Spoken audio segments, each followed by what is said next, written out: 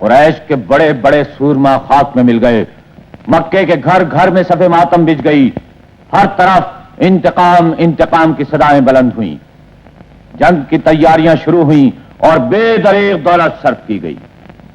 انہی راستوں سے 3000 کفار کا لشکر جرار، جس میں 700 زراپوش، 3000 اونٹ اور 200 گھوڑے تھے، تہامہ کی وادی میں خاک اڑاتا ہوا مدینے کی طرف بڑھنے لگا۔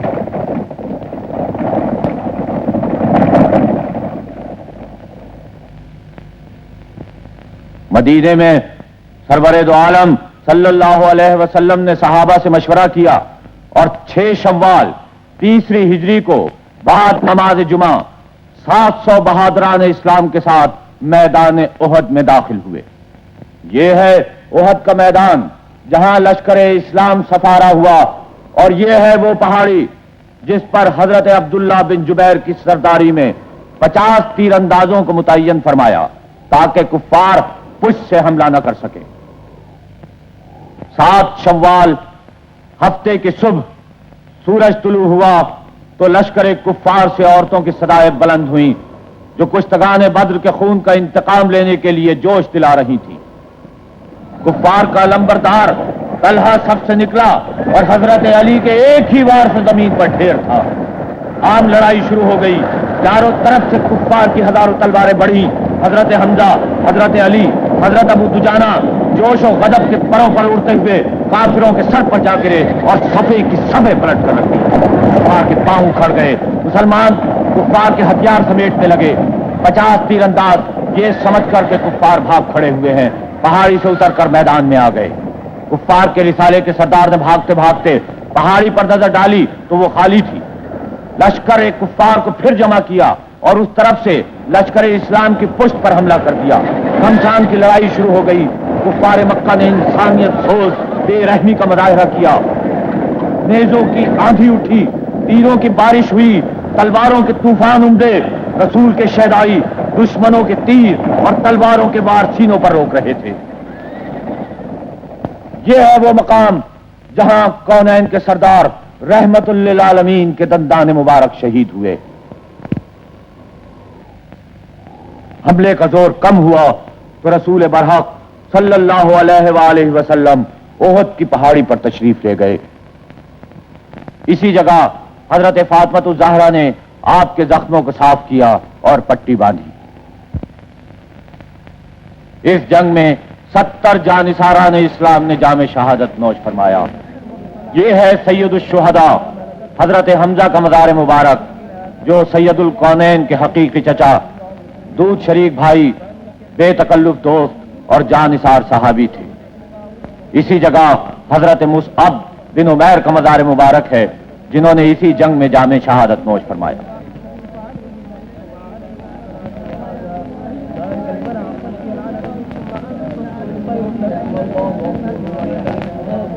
الحمد للہ رب العالمین۔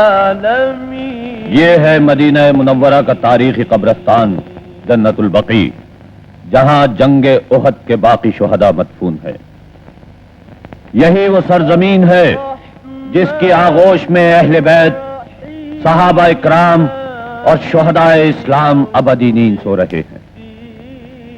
یہی ہیں جن کے ہاتھوں میں امت مرحومہ کی قیادت و ہدایت کی باغ رہی ہے۔ یہی ہیں جن کی عظمت لازوال کے نقوش صفحہ عالم پر ثبت ہیں اور جن کی عظمت و سطوت کے افسانے آج تک زبان تاریخ پر جاری ہیں۔ ایک حدیث پاک کے مطابق جنت البقیع کو یہ فخر حاصل ہے کہ قیامت کے دن 1,00,000 اللہ کے پیارے اسی زمین سے اٹھیں گے جن کے چہرے 14ویں کے چاند کی مانند چمکتے ہوں گے۔ یہ ہے خلیفہ ثالث حضرت عثمان غنی رضی اللہ تعالی عنہ کا مزار مبارک، جنہیں مدینہ منورہ میں بروز جمعہ 18 ذی الحجہ سن 35 ہجری میں شہید کیا گیا۔ غیر المغضوب یہ ہے حضرت ابراہیم بن رسول اللہ صلی اللہ علیہ وآلہ وسلم کی آخری آرام گاہ، اور یہاں عاشقان رسول حضرت امام نافع اور حضرت امام مالک رضی اللہ تعالی عنہما کے مزارات ہیں۔ اس جگہ حضرت عبداللہ بن جعفر طیار اور حضرت عقیل کے مزار مبارک ہیں۔ اس مقام پر احد کے شہداء مدفون ہیں۔ یہ مزار مبارک حضرت حلیمہ سعدیہ کا ہے، جن کی آغوش میں رسول کریم صلی اللہ علیہ وآلہ وسلم نے 5 سال گزارے۔ اس جگہ ام المومنین حضرت عائشہ صدیقہ رضی اللہ تعالی عنہا کے ساتھ دیگر ازواج النبی صلی اللہ علیہ وآلہ وسلم کے مزار پاک ہیں۔ یہاں حضرت زینب، حضرت رقیہ اور حضرت ام کلثوم رضی اللہ تعالی عنہما کی آخری آرام گاہیں ہیں، اور یہاں رسول کریم کی نور نظر شیر خدا حضرت علی مرتضی کی رفیق حیات اور امامین حسن و حسین رضی اللہ تعالی عنہا کی والدہ ماجدہ خاتون جنت حضرت فاطمۃ الزہرا رضی اللہ تعالی عنہا ابدی نیند سو رہی ہیں۔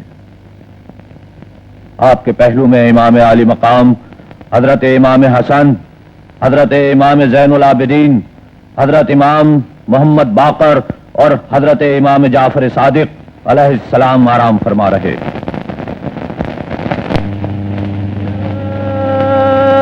أيها الذين آمنوا اذكروا 5 ہجری شروع ہو چکی تھی۔ خیبر کے یہودیوں نے ایک بار پھر عرب کے قبائل کو مسلمانوں کے خلاف بھڑکایا، ان کی غیرت کو للکارا اور فیصلہ کن جنگ کے لیے تیار کر لیا۔ ایک بار پھر تہامہ کی وادی گھوڑوں کی ٹاپوں سے گونج اٹھی۔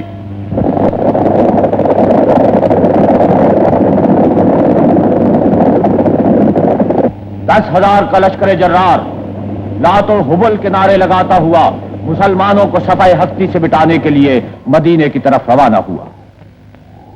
یہ مدینہ منورہ اور اس کی نواحی بستی کا نقشہ ہے، جہاں 8 ذیقعد 5 ہجری کو خندق کا مارکا رونما ہوا۔ اس زمانے میں مدینہ منورہ ایک چھوٹی سی بستی تھی، جس کے شمال میں وادی احد دور تک پھیلی ہوئی ہے۔ جنوب میں قبا اور اس کے متصل گھنے باغات ہیں جو شہر پناہ کا کام دیتے ہیں۔ مغرب اور مشرق میں لاوے کی سخت چٹانیں ہیں جن پر سے فوج کشی آسان نہ تھی۔ شمال اور جنوب کا علاقہ کافی کشادہ اور میدانی ہے۔ اسی علاقے میں 3 دن کے فاقوں سے چور 3000 مہاجر اور انصار نے سرور کائنات صلی اللہ علیہ وآلہ وسلم کے ساتھ بھوک سے نڈھال پیٹ پر پتھر باندھ کر خندق کھودی۔ اور یہ ہے وادی عقیق، جہاں سے کفار کا لشکر مدینے کے حدود میں داخل ہوا۔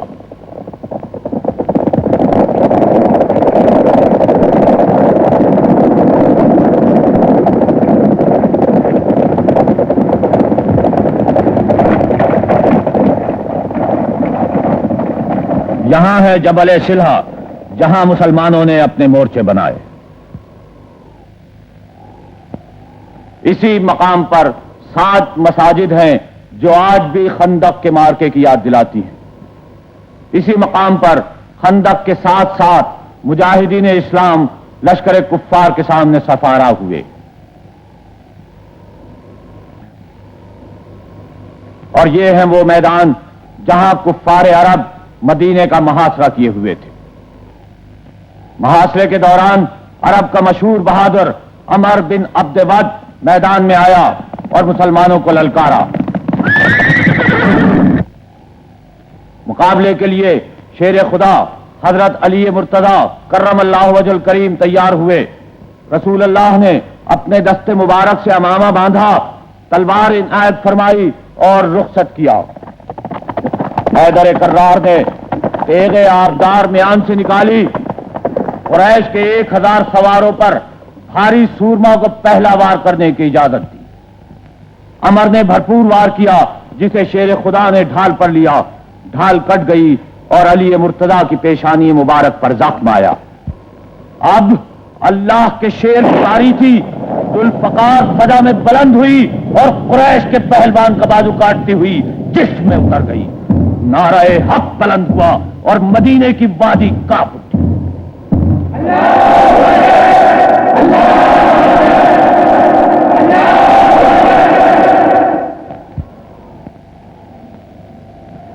محاصرے کو 20 روز سے زائد ہو گئے. کفار مکہ خندق کی تیاری سے بے خبر تھے. وہ تو مسلمانوں سے کھلے میدان میں لڑنے آئے تھے. پانی، غذا اور چارے کی فراہمی مشکل سے مشکل تر ہوتی جا رہی تھی. سخت سردی کی راتیں عذاب بن گئیں. ایک رات قدرت کی جانب سے ہوائے تند کا ایسا طوفان اٹھا کہ خیموں کی تنابیں ٹوٹ گئی، چولہے اونھے ہو گئے اور جانور بھڑک بھڑک کر بھاگنے لگے. لشکر کفار میں ابتری پھیل گئی.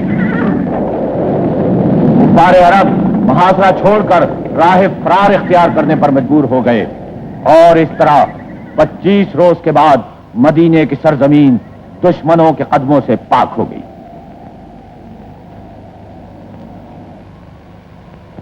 اللہ کے نبی کی آواز مدینے کی فضاؤں میں بلند ہوئی. آپ نے فرمایا، اب قریش کے لوگ تم پر کبھی چڑھائی نہ کر سکیں گے، اب تم ان پر چڑھائی کرو گے.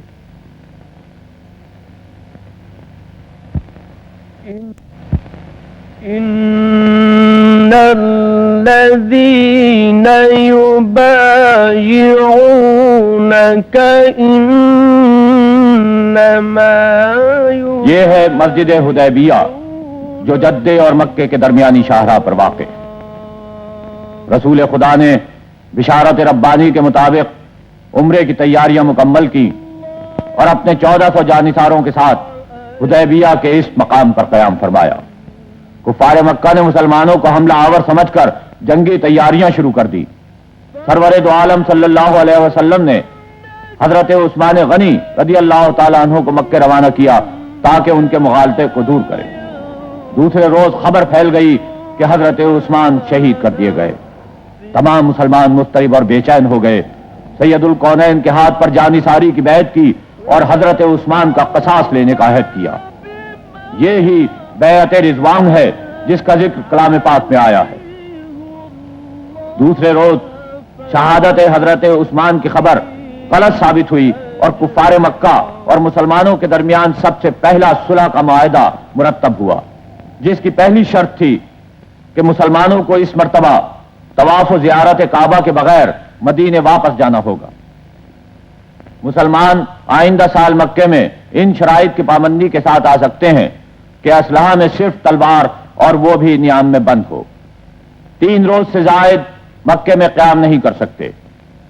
اہل عرب فریقین میں سے جس کے ساتھ معاہدہ کرنا چاہیں دوسرا فریق اس میں حائل نہ ہوگا. قریش مکہ میں سے جو شخص مسلمان ہو کر اپنے ولی کی اجازت کے بغیر مدینے پہنچ جائے محمد صلی اللہ علیہ وسلم کو اسے واپس لوٹانا پڑے گا. مسلمانوں میں سے کوئی شخص مرتد ہو کر مکے چلا جائے تو اسے واپس نہ کیا جائے گا. فریقین ایک دوسرے کے ساتھ 10 سال تک جنگ نہیں کریں گے.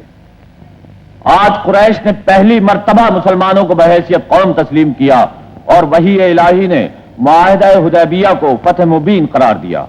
مسلمانوں کو کفار سے کھلی گفتگو کرنے کا موقع مل گیا اور مسلمانوں کی سیرت و کردار سے متاثر ہو کر حلقہ اسلام میں داخل ہونے لگے.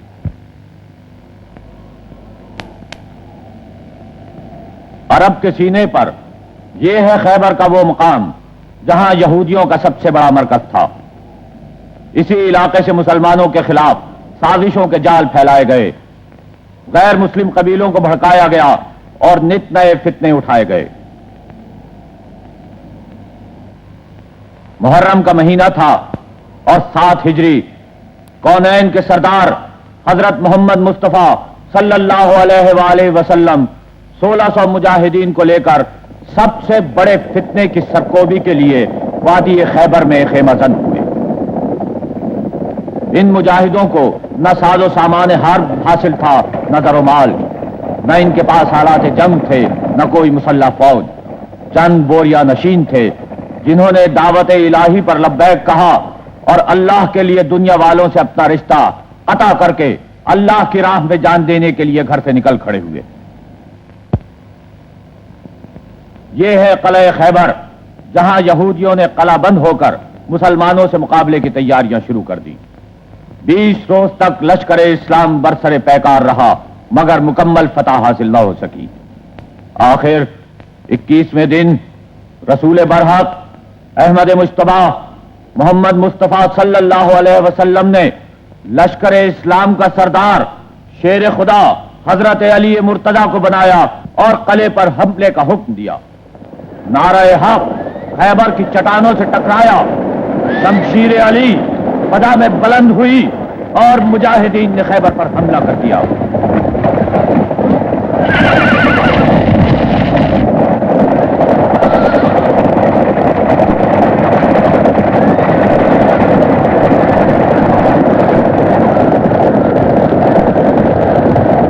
یہودیوں کا سب سے بڑا سردار مرہب مارا گیا، ان کے پاؤں اکھڑ گئے اور قلعہ خیبر پر اسلامی علم لہرا دیا گیا۔ یہ ہے وادی خیبر میں وہ مسجد جو فتح خیبر کی یاد میں تعمیر کی گئی۔ خیبر کے معرکوں میں 93 یہودی مارے گئے اور 15 مسلمانوں نے شہادت حاصل کی۔ اذا جاء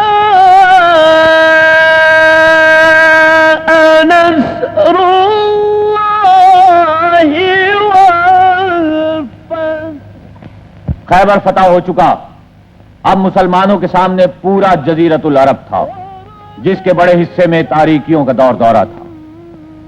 اسلام کے پرستاروں نے تہیا کر لیا کہ سورج سے کرنیں چھین کر ان اندھیرے راستوں پر بچھا دیں گے جہاں اجالے کی سخت ضرورت ہے۔ جو پیغام انہیں کائنات انسانی کے سب سے بڑے محسن نے دیا ہے، اس کی تبلیغ میں سر سے کفن باندھ کر اللہ کی زمین کو کفر و ضلالت کے پرستاروں سے نجات دلانے کے لیے تیار ہو گئے۔ 10 رمضان المبارک 8 ہجری کو مدینے کی فضا ایک بار پھر اللہ اکبر کے فلک شگاف نعروں سے گونج اٹھی۔ اسلام کے 10,000 جاں فروش مرکز اسلام کو کفر سے نجات دلانے کے لیے مدینہ منورہ سے مکہ معظمہ کی طرف روانہ ہوئے، تاکہ تجلی گاہ کعبہ سے تمام عالم کو روشن کر دیں۔ یہی وہ تہامہ کی ویران وادیاں ہیں جہاں سے 8 سال قبل رسول عربی ایک غریب الدیار مہاجر کی طرح گزرے تھے۔ آج وہی مہاجر لشکر اسلام کے سردار ہیں۔ آج زمین کی شاندار آبادیاں، پہاڑوں کی سربہ فلک چوٹیاں، صحراؤں کے وسیع میدان اس ذات اقدس کے ترانے گا رہے ہیں جس نے یثرب اور بطحا کے ریگستانوں میں اسرار الہی سے پردے اٹھائے۔ لشکر اسلام میں وہ بہادر شامل تھے جنہوں نے پہاڑوں کی چھاتیوں کو رون ڈالا، بجلیاں چمکی تو مسکرا دیے، بادل گرجے تو قہقہوں سے جواب دیا، آندیاں آئیں تو ان کا رخ پھیر دیا۔ وقت اپنے سارے ساز و سامان کے ساتھ ان کی راہ دیکھ رہا تھا۔ راہ کی مشکلیں غبار بن کر اڑ گئیں اور دشواریاں ان کے قدموں میں خس و خاشاک بن کر پس گئیں۔ آج مسلمان وقت کے خالق و مالک تھے اور زمانہ ان کی جنبش لب پر حرکت کر رہا تھا۔ 20 رمضان المبارک 8 ہجری کو پرچم اسلام کے لمبردار حضرت زبیر بن عوام، حضرت سعد بن عبادہ، حضرت عبیدہ بن جراح اور حضرت خالد بن ولید اسلامی پرچم کو فضاؤں میں بلند کیے حرم کے حدود میں داخل ہوئے۔ یہ ہے ہجون کی بستی میں وہ پہاڑی جہاں سب سے پہلے اسلامی پرچم نصب کیا گیا۔ اسلام کی غربت کا دور ختم ہوا، فتح و نصرت کے ترانے بلند ہوئے۔ یہی وہ فیصلہ کن دن تھا جس کی پیش گوئی آیت ربانی میں کی گئی۔ کفار مکہ محکوم ہوئے، پرستاران حبل کی جگہ اللہ کے احکام رائج ہوئے اور کفار کو عام معافی کا اعلان ہوا۔ ان کی آنکھیں شرمندگی سے جھک گئیں، چہرے ذلت سے مسک ہو گئے۔ یہ وہی مغرور کفر کے پجاری تھے جنہیں اللہ اور اس کے احکام کے آگے جھکنے کی دعوت دی گئی، مگر شیطان کے چیلوں نے ان کے مغرور سروں کو جھکنے نہ دیا۔ خدا کے گھر سے بتوں کی خدائی ختم ہوئی، 360 بتوں کو توڑ دیا گیا اور خاتم الرسل سرور دو عالم حضرت محمد مصطفیٰ صلی اللہ علیہ وآلہ وسلم نے کعبے کے دروازے میں کھڑے ہو کر اعلان فرمایا کہ اے قوم قریش، اب جاہلیت کا غرور اور نسب کا افتخار خدا نے مٹا دیا۔ تمام لوگ آدم کی نسل سے ہیں اور آدم مٹی سے بنے ہیں۔ نئے نئے تمدن انگڑائیاں لے کر اٹھے، ثقافتوں نے چولے بدل لیے، عظمت انسانی کے پرچم لہرائے گئے، انسان کو انسان سے آزاد کرایا گیا، ظالموں کے ہاتھ سے تلوار چھین کر کتاب الہی دے دی گئی۔ مسلمانوں نے تعلیم الہی کو اپنا دستور العمل بنا لیا، ہر اس لفظ کو جو اللہ کے مقدس پیغمبر کی مبارک زبان سے نکلا تھا اپنے اعمال و افعال میں محفوظ کر لیا۔ صدیاں بیت گئیں، اللہ کے پیارے اسی پیغام کی روشنی میں راستہ طے کرتے رہے۔ اللہ کی زمین شیطانی غرور سے پاک کی گئی، ظلم انصاف سے اور تاریکی روشنی سے مغلوب ہو گئی۔ 1400 سال بعد حج کا مبارک مہینہ شروع ہو گیا۔ دنیا کے ہر گوشے سے اللہ کے پرستار اور اللہ کے رسول صلی اللہ علیہ وسلم کے امتی سرزمین حجاز پر پہنچنے شروع ہو گئے، جنہیں آسمانی بادشاہت کے ملائک اپنے نورانی پروں کے دوش پر لینے کے لیے تیار ہیں۔ جو مخلوق کی بادشاہت چھوڑ کر خالق کی حکومت میں داخل ہوئے ہیں، آؤ اللہ کے پیارو، آؤ آؤ، تمہیں اس پاک زمین پر حج کی سعادت مبارک ہو۔ آؤ، تمہیں خانہ کعبہ کی زیارت مبارک ہو۔ آؤ، تمہیں اللہ کے رسول کے روضہ اقدس کا دیدار مبارک ہو۔ ان میں نہ کوئی آقا ہے نہ غلام، نہ کوئی امیر ہے نہ غریب، نہ سیاہ و سفید کی تمیز ہے، نہ اعلیٰ و ادنیٰ کی تفریق، سب مسلمان ہیں، ایک اللہ کے پرستار اور آخری نبی کے جانثار۔ یہاں سے حرم پاک کے حدود شروع ہوتے ہیں، جس میں داخل ہوتے ہی وہ تمام پابندیاں عائد ہوتی ہیں جو اللہ اور اس کے رسول صلی اللہ علیہ وآلہ وسلم نے حرم پاک کے احترام کے لیے مقرر کی۔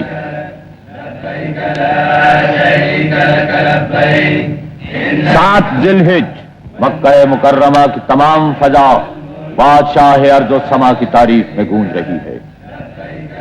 یہ ہے حرم کا صدر دروازہ، جس کی آغوش میں مقدس یادگاروں کے وسیع ذخیرے ہیں۔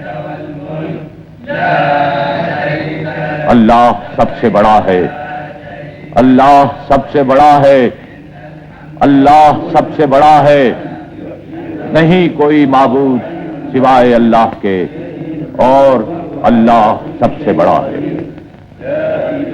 حج کے مناسک شروع ہو چکے ہیں، بیت اللہ کو غسل دیا جا رہا ہے۔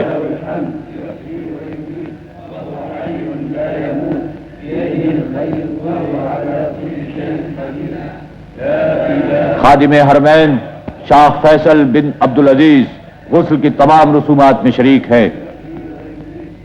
شاہ کے ساتھ بہت سے اسلامی ممالک کے سربراہ اور نمائندے بھی شامل ہیں۔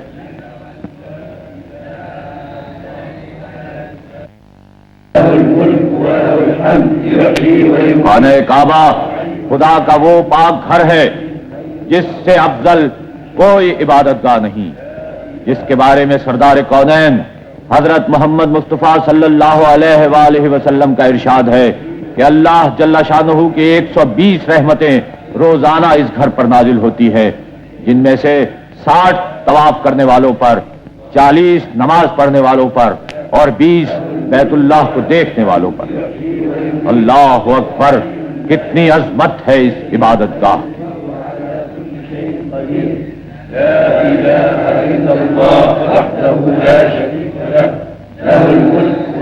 یہی دن سب سے بڑے ہیں، کیونکہ انہی دنوں میں دنیا کے سب سے بڑی عبادت ظہور میں آئی۔ اس کی یاد نہ تو قوموں سے وابستہ ہے اور نسلوں سے، بلکہ وہ تمام کرۂ ارضی کی ایک عام اور مشترک عظمت ہے، جس کو وہ اس وقت تک نہیں بھلا سکتا جب تک اس کو سچائی، نیکی اور قربانی کی ضرورت ہے، جب تک اس کی زمین اپنی زندگی اور بقا کے لیے عدالت و صداقت کی محتاج ہے۔ اے میرے پروردگار بخش دے اور رحم فرما اور درگزر کر اس سے جو تو جانتا ہے۔ مطاف، بیت اللہ کے چاروں طرف کے وہ حدود جہاں طواف ہو رہا ہے مطاف کے مبارک نام سے یاد کیا جاتا ہے، اور بیت اللہ کے گرد گھومنے کا نام طواف۔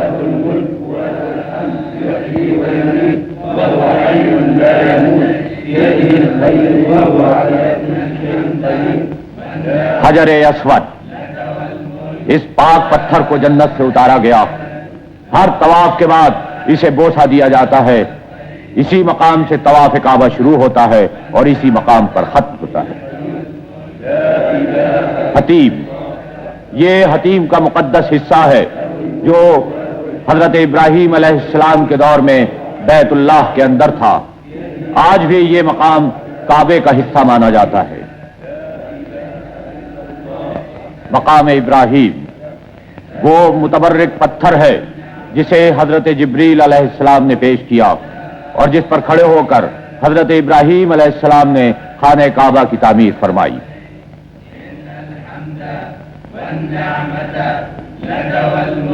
زمزم، یہاں کا متبرک پانی حضرت اسماعیل علیہ السلام کی یاد کو تازہ کرتا ہے، دعاؤں کی مقبولیت کا ضامن ہے۔ اس پانی کی فضیلت یہ ہے کہ شب معراج میں حضرت جبریل علیہ السلام آسمان سے براق لائے، جنت سے سونے کا طشت، لیکن قلب اطہر کو دھونے کے لیے زمزم ہی کا پانی استعمال کیا۔ بیت اللہ کے طواف کے بعد حجاج مقام ابراہیم پر 2 رکعت نماز ادا کرتے ہیں اور اس کے بعد آب زمزم پیتے ہیں۔ اے ہمارے رب، ہمیں دین و دنیا میں بھلائی اور بہتری عنایت فرما اور ہم لوگوں کو آگ کے عذاب سے بچا، اور ہمیں نیک لوگوں کے ساتھ جنت میں داخل فرما۔ اے بڑے غالب، بڑی بخشش والے، اے جہانوں کے پروردگار۔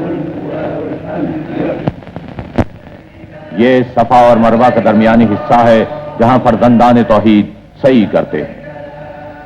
یہ حضرت ہاجرہ کی یادگار ہے جبکہ انہوں نے حضرت اسماعیل علیہ السلام کے لیے پانی کی تلاش میں ادھر سے ادھر بے تابانہ 7 چکر لگائے تھے۔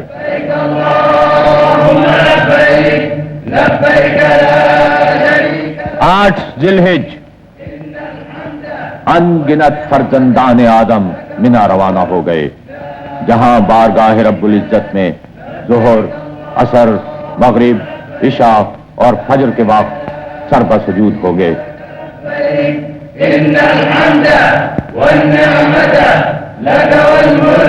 نو ذی الحج، وَإِذْ بَوَّأْنَا لِإِبْرَاهِيمَ آج سے 1400 سال قبل رسول برحق حضرت محمد مصطفیٰ صلی اللہ علیہ وآلہ وسلم اسی میدان میں حج کے لیے تشریف لائے تھے۔ جمعے کا دن تھا، سرور کائنات کی سواری وادی ارنا سے میدان عرفات میں داخل ہوئی۔ آج بھی مسجد نمرہ یا مسجد عرفات اس دن کی یاد دلاتی ہے جہاں 2 جہانوں کے سردار رحمت للعالمین شافع محشر رسول برحق حضرت محمد مصطفیٰ صلی اللہ علیہ وآلہ وسلم نے قیام فرمایا تھا۔ یہ ہے میدان عرفات میں جبل الرحمت، سرزمین حجاز پر ایک اور افضل اور اعلیٰ مقام۔ اسی میدان میں حج کے مناسک کی تکمیل میں لاکھوں فرزندان توحید جمع ہو کر اپنے گناہوں کی معافی مانگتے ہیں۔ ایک قول کے موافق اس سرزمین کو یہ شرف حاصل ہے کہ پروردگار دو عالم نے حضرت آدم علیہ السلام کی معافی اسی مقام پر اور آج ہی کے دن قبول فرمائی تھی۔ اسی میدان میں جنت سے نکلنے کے بعد حضرت حوا سے پہلی ملاقات ہوئی۔ اسی میدان میں حضرت ابراہیم علیہ السلام کو حضرت جبریل علیہ السلام نے حج کے مناسک سکھائے۔ ایک روایت کے مطابق میدان عرفات ہی میدان حشر ہے جہاں گناہ و ثواب کا حساب ہوگا۔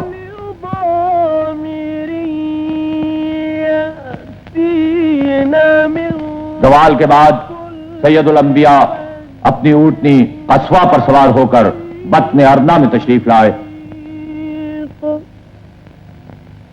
یہ جگہ میدان عرفات میں جبل الرحمت کے دامن میں واقع ہے۔ جہاں محسن اعظم سرور دو عالم سید الثقلین حضرت محمد مصطفیٰ صلی اللہ علیہ وآلہ وسلم نے 9 ذی الحج سن 10 ہجری 1,40,000 فرزندان توحید کو خطبہ ارشاد فرمایا.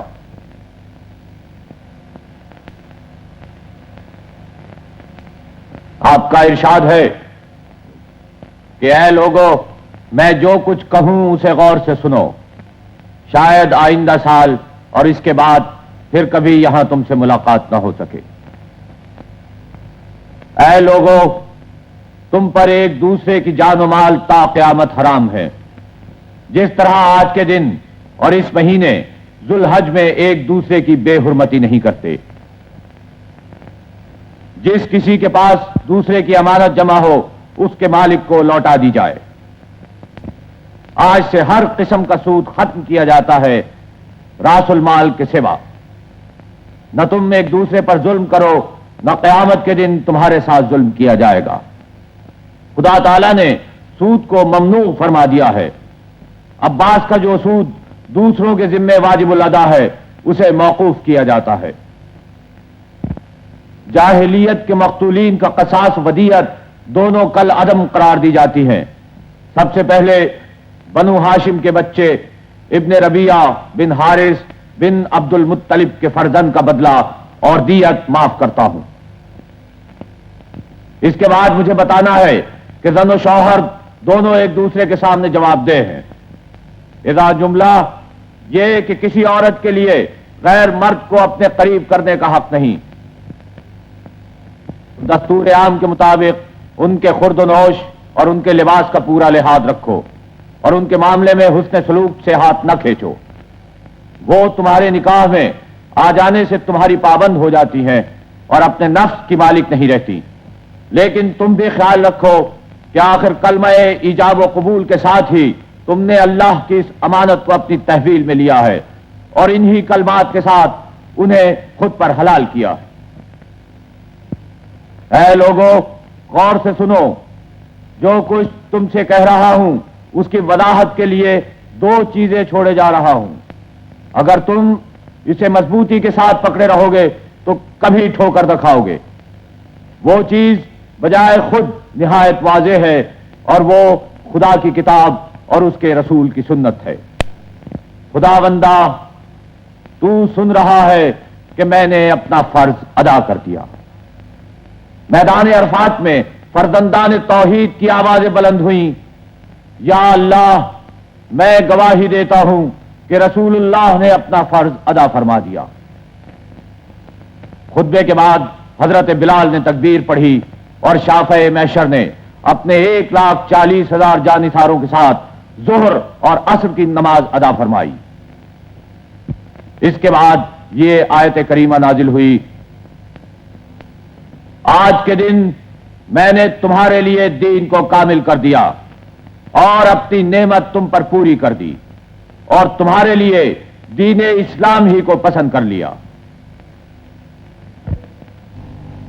اللہ اللہ اللہ اللہ اللہ اللہ اللہ اللہ فقر رسولا فضلا وعلا اهدى سبلا لدلالته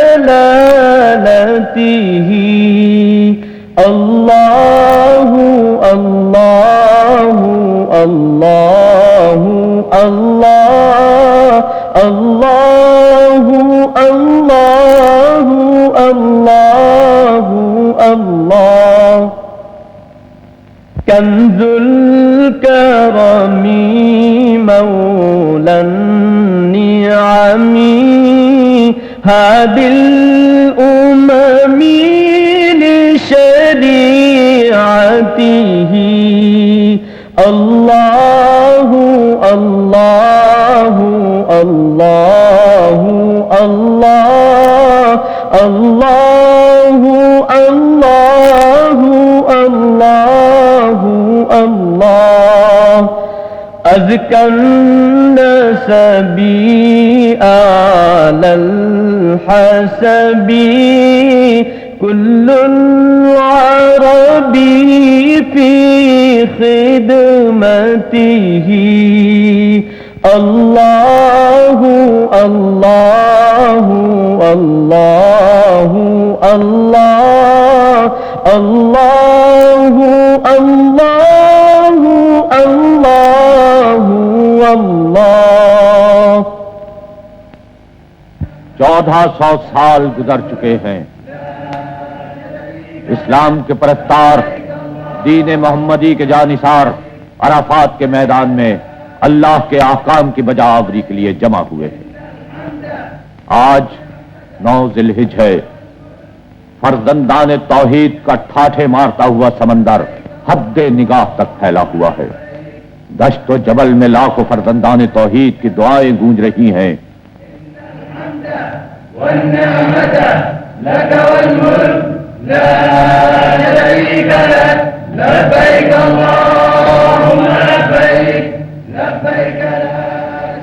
وہ کون سا سمندر ہے، وہ کون سا دریا ہے، وہ کون سی ندی ہے جس کے پانی سے اللہ کے شیدائیوں نے وضو نہ کیا ہو۔ آج یہی شیدائی، یہی پرستار، یہی عزیز یکجا ہو کر عرب کی پاک زمین پر وضو کریں گے جہاں اسلام کا ظہور ہوا، جس کی پکار افریقہ کے صحراؤں میں بلند ہوئی اور جس کی صدا لا الہ الا اللہ دیوار چین سے ٹکرائی۔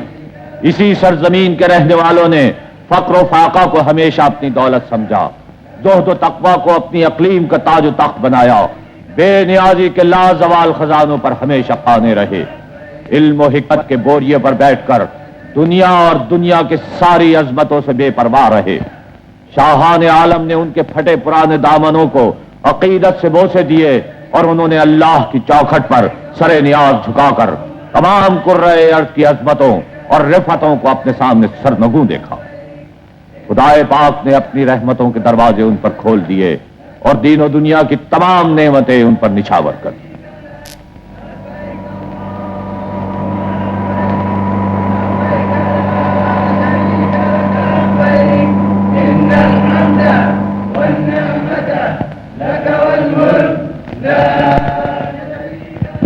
حج کی رسومات ادا کرنے کے لیے والی سعودی عرب خادم حرمین شاہ فیصل بن عبد العزیز بھی تشریف لے آئے ہیں تاکہ احکام الہی کی پابندی کر کے ثواب دارین حاصل۔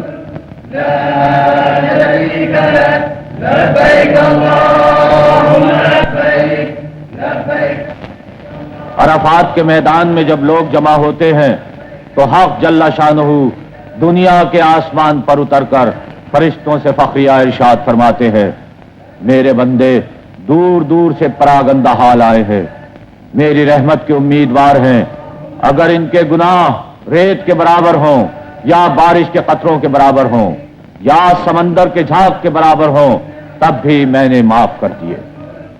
میرے بندو جاؤ، میری بخشش لے کر چلے جاؤ، تمہارے بھی گناہ معاف ہیں اور جن کی سفارش کرو ان کے بھی گناہ معاف ہیں۔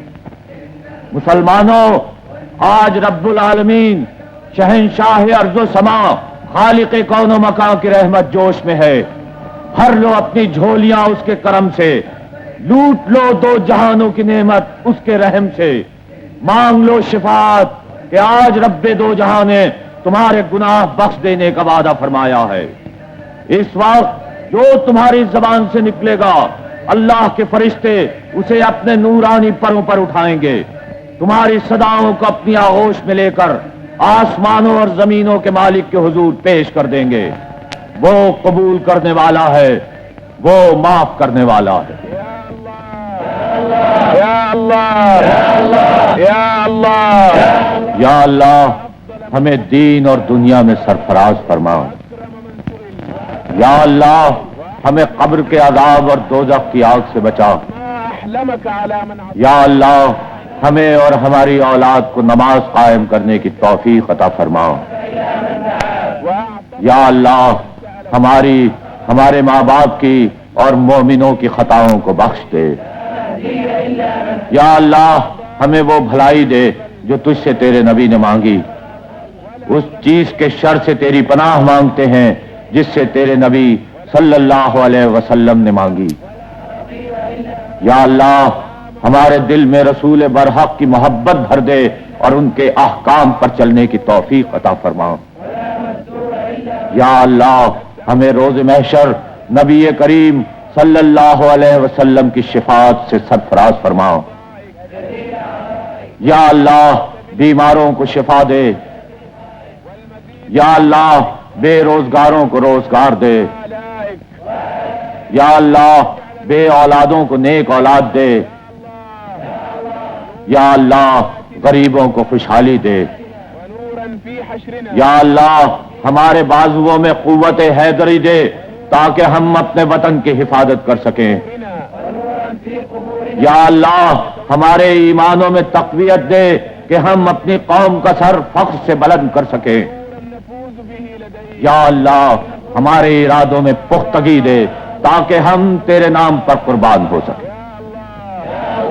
اللہم اجعل خیر عمری آخرہ۔ سورج کی آخری کرن جبل عرفات پر لرز رہی ہے اور حجاج سفر کے لیے تیار کھڑے ہیں۔ آفتاب کے غروب ہوتے ہی لاکھوں بندگان الہی میدان عرفات سے مزدلفہ کی طرف روانہ ہو جائیں گے۔ على دينك وأيدني بنصرك وارزقني من فضلك ونجني من عذابك۔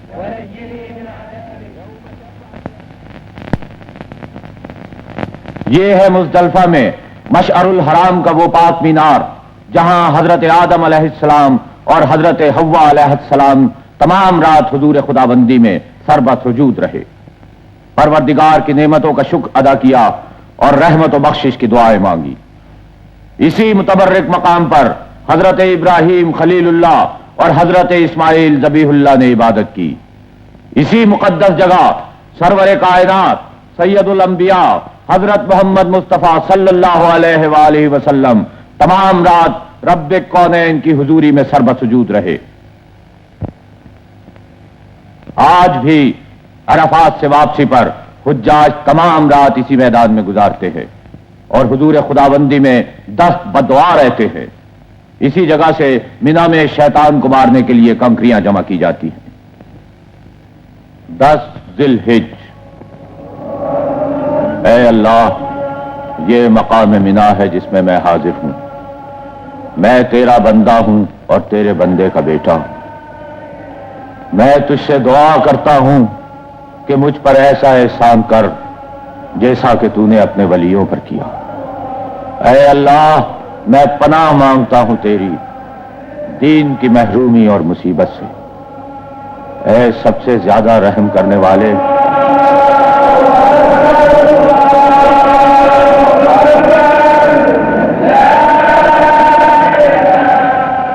یہ وہ مقام ہے جہاں ابلیس نے حضرت ابراہیم خلیل اللہ اور حضرت اسماعیل ذبیح اللہ کو قربانی کے وقت بہکایا تھا، مگر ابلیسی قوت ان کا راستہ نہ روک سکی اور وہ ایک پاک مقصد کی تکمیل کے لیے آگے بڑھ گئے۔ آج لاکھوں فرزندان توحید اسی مقام پر 7 کنکریاں مارتے ہیں، جس کے بعد قربانی کرتے ہیں، بال منڈواتے ہیں اور احرام اتار کر طواف کعبہ کے لیے مکہ چلے جاتے ہیں۔ اس طواف کو طواف زیارت کہتے ہیں۔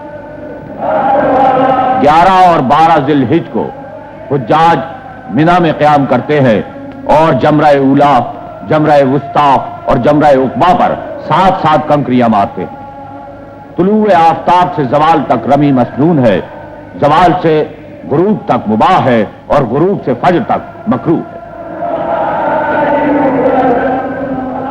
اسلام عظیم الشان روحانی طاقت کا سرچشمہ، اسلام ابر کرم کا چھیٹا، اسلام بوئے گل کا قافلہ، اسلام نسیم سحر کی موج حیات۔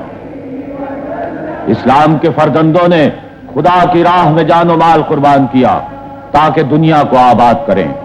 انہوں نے اپنے آپ کو مٹایا تاکہ دنیا کی مٹی ہوئی یادگاریں پھر زندہ ہو جائیں۔ انہوں نے اپنے خون کو بہایا تاکہ دنیا کے چہرے کا وہ آب و رنگ پھر ابھر آئے۔ جس کو وحشیانہ حملوں کے سیلاب بہا کر لے گئے۔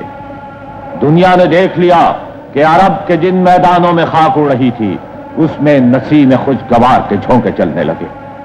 حضرت ابراہیم خلیل اللہ اور حضرت اسماعیل ذبیح اللہ کے بنائے ہوئے نقش و نگار پھر ابھر آئے۔ مکے کی برہم شدہ مجلس عمل پھر گرم ہو گئی۔ یثرب کے کارواں پھر لوٹ آئے۔ عرب پھر تمدن کا قبلہ مقصود بن گیا۔ آراب حجاز نے لٹے ہوئے باغوں کو پھر سبز و شاداب کر دیا۔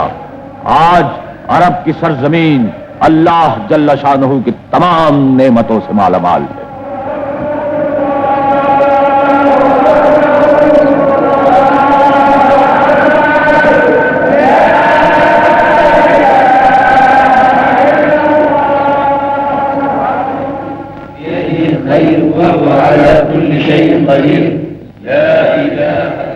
مینا سے فارغ ہو کر حجاج مکہ معظمہ آ گئے ہیں اور بارگاہ رب العزت میں سربا سجود ہیں۔ اللہ کے یہ پیارے مختلف مقاموں، مختلف جتھوں اور مختلف شکلوں میں آئے ہیں، مگر سب کے وجود ایک ہی صف میں جڑے ہوئے ہیں، سب کے کاندھے ایک دوسرے سے ملے ہوئے ہیں، سب کے قدم ایک ہی سیدھ میں ہیں، سب کے چہرے ایک ہی جانب ہیں، سب کے دل ایک ہی یاد میں محو، سب کی زبان ایک ہی ذکر میں مترنم۔ ان کا خدا ایک، ان کا ایمان ایک، ان کا مذہب ایک۔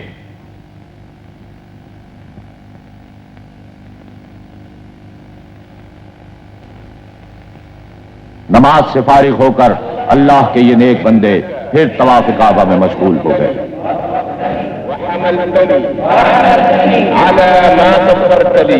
مسلمانوں، دعوت الہی پر لبیک کہو، تعلیم الہی کو اپنا دستور العمل بنا لو، ہر اس لفظ کو جو خدا کے مقدس پیغمبر کی زبان سے نکلا ہے اپنے اعمال و افعال کے اندر محفوظ کر لو، اس اسوہ حسنہ کی زندگی کو اپنا نصب العین بنا لو، جو گو انسان تھے مگر اپنے ہر فعل کے اندر ایک خدا نما جلوہ رکھتے تھے۔ ان آیات کریمہ پر گامزن ہو جاؤ جنہوں نے یثرب اور بطحا کے ریگستانوں میں اسرار الہی کے پردے اٹھائے۔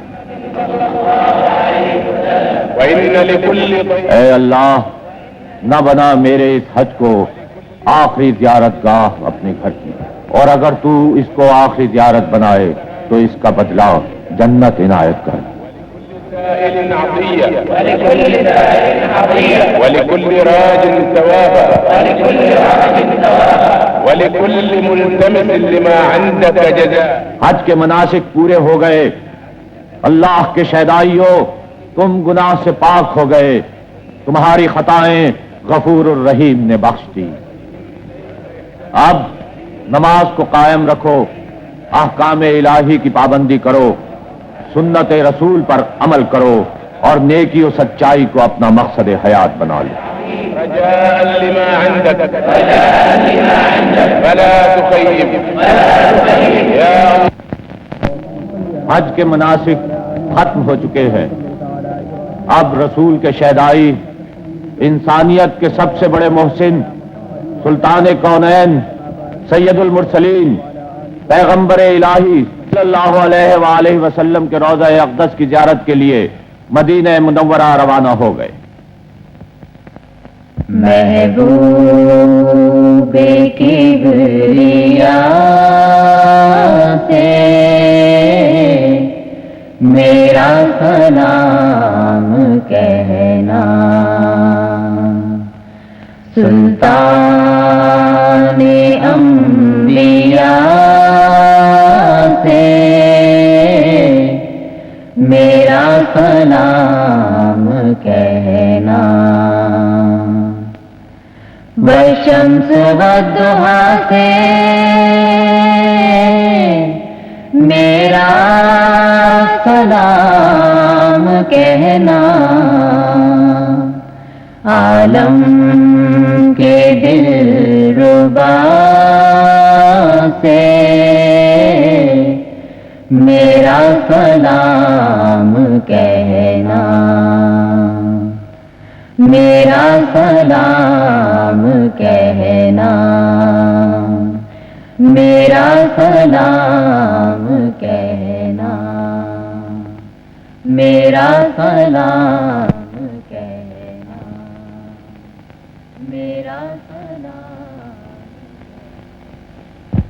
اس آفتاب کے روضہ اطہر کی زیارت کے لیے جو فاران کی چوٹیوں پر نمودار ہوا، جس کی کرنوں میں داہنی جانب شریعت الہی کا نور اور کتاب مبین تھی، اور بائیں جانب قیام عدل کی میزان، جس کا طلوع کائنات میں ظلمت اور روشنی کی دائمی فیروز مندی تھی، اس آفتاب توحید نے طلوع ہوتے ہی تفریق کی تمام تاریکیوں کو مٹا دیا۔ اس کی روشنی کی فیضان بخشی نے عرب و عجم کی کوئی تمیز باقی نہ رہنے دی۔ اللہ کی ربوبیت کی طرح اس کی رحمت بھی عام ہے۔ وہ رب العالمین ہے اور اس کی راہ کی طرف دعوت دینے والا رحمت للعالمین ہے۔ اس جگہ وہ مقدس اور متبرک مقام ہے جہاں اللہ کے پیارے، یتیموں کے والی، مظلوموں کے ساتھی، رحمت للعالمین، خاتم النبیین، اپنے دو رفیقوں حضرت ابو بکر صدیق رضی اللہ تعالی عنہ اور حضرت عمر فاروق رضی اللہ تعالی عنہ کے ساتھ آرام فرما رہے ہیں۔ رحمت عالمین سلام علیک، راحت عاشقین سلام علیک، کعبہ عارفین سلام علیک، قبلہ سالکین سلام علیک، جان نوح و کلیم و آدم و خضر خاتم المرسلین سلام علیک۔ السلام عليك السلام عليك يا نبي الله، يا نبي الله، السلام عليك السلام عليك يا صفوة خلق الله، يا صفوة خلق الله، السلام عليك السلام عليك يا حبيب الله، يا حبيب الله۔ أشهد أن لا إله إلا الله یہ اللہ کے اس محبوب کا روضہ اقدس ہے جس نے آدمی کو انسانیت کی بلندی پر پہنچا دیا۔ اخوت، محبت، مساوات، رواداری، الفت اور حسن سلوک کا سبق دے کر ان بتوں کو توڑ دیا جو پتھر کے ہو کر بے انسانوں پر خدائی کر رہے تھے۔ قانون کی برتری، انسان کا احترام، عورت کی عصمت، حاکم کی اطاعت، قوم کی دولت، زمین کی ملکیت، معاشرے کی عزت، علم کی بصیرت کے لیے قانون تیار کیے۔ ان شہنشاہوں کو خدا واحد کے حضور سربا سجود کر دیا جو ہاتھوں میں تلواریں لیے انسانوں پر خدائی کر رہے تھے۔ اے شفیع امم سلام علیک، محترم محتشم سلام علیک، اپنی امت پہ کیجئے للہ ایک نگاہ کرم سلام علیک، آپ ہی پر نگاہ ہے سب کی، دور کیجئے علم سلام علیک۔